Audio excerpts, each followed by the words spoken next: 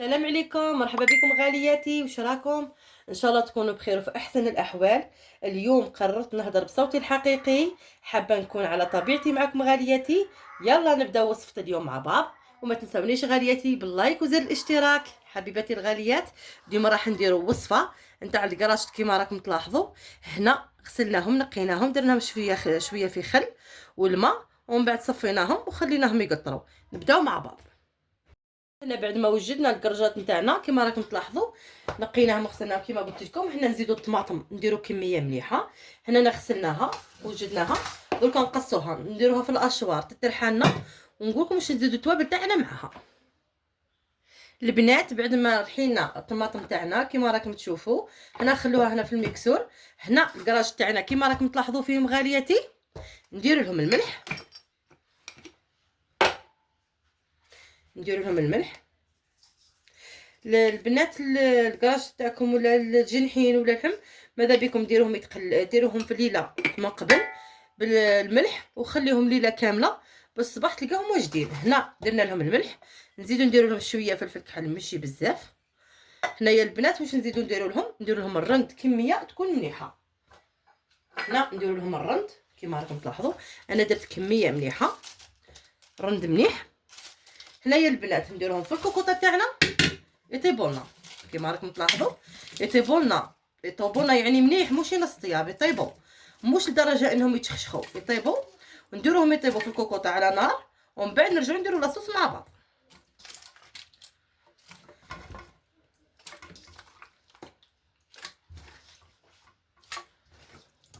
نحطوه كامل هنا، نديروا له الماء نحطوه على النار.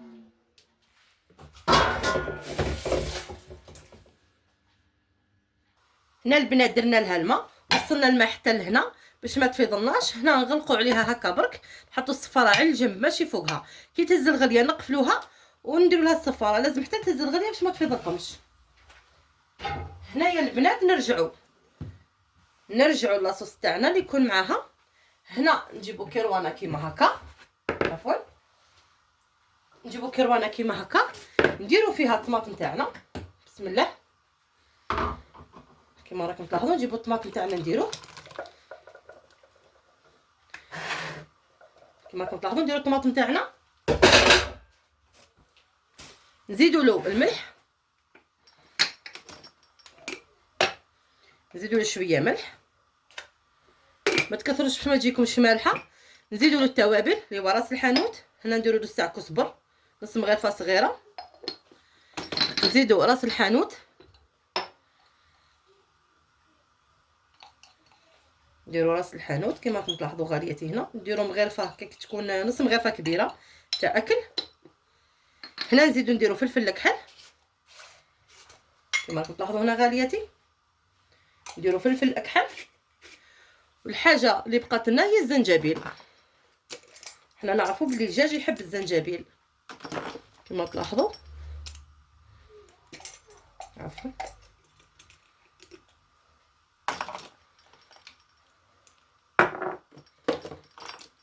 نديروا الزنجبيل. هنايا البنات نديروا الزنجبيل، نديروا كميه مليحه، نديروا مغرفه كيما هكا زنجبيل كما راكم تلاحظوا. نزيدوا شويه فلفل حار، فلفل احمر حار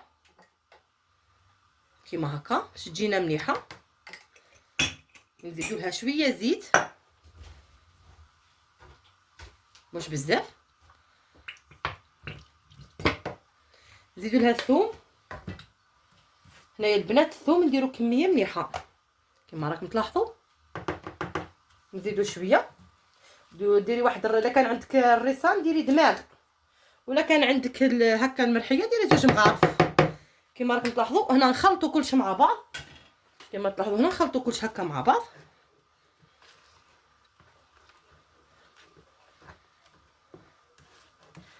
من بعد كي يطيب لنا الكراج نتاعنا نجيبوا السنيوه ونديروا فيها نديروا لاصوص هذا فيها، ونديروا فيها الكراج تاعنا ونحطوها في الكوشه ونرافقوها مع فريت باذن الله تعالى.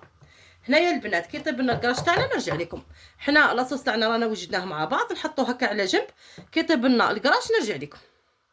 البنات هنا بعد ما طابلنا الكراش تاعنا كيما راكم تلاحظوا طابوا ما شاء الله، طابوا زبده كيما راكم تلاحظوا. هنا نجيبوا لاصوص تاعنا تاع قبيله اللي درناها.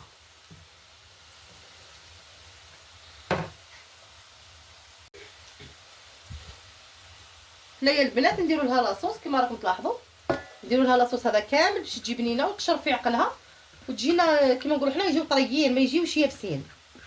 نديروا لها لاصوص تاعنا هذاك اللي درناه قبيله وجدناه مع بعض كيما راكم تلاحظوا.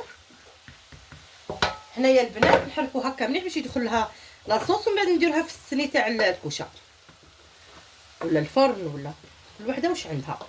كيما راكم تلاحظوا حنا شربنا لها لاصوص، ما تخلطوش بزاف بزاف باش ما يتفتتوش هكا برك كيما راكم تلاحظوا.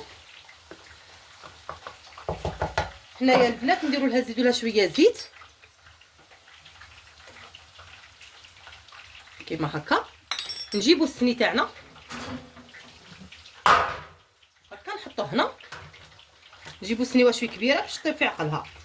طيبنا لاصوص يعني الدجاجه طابينا، الكراش تاعنا مطيبين، البطاطا تاعنا اي وجدت طيبناها حتى هي. بقى لنا الفلفل حتى هو نزيدو نقلوه ونحطوهم مع بعض، نقليو جوانات تاع فلفل.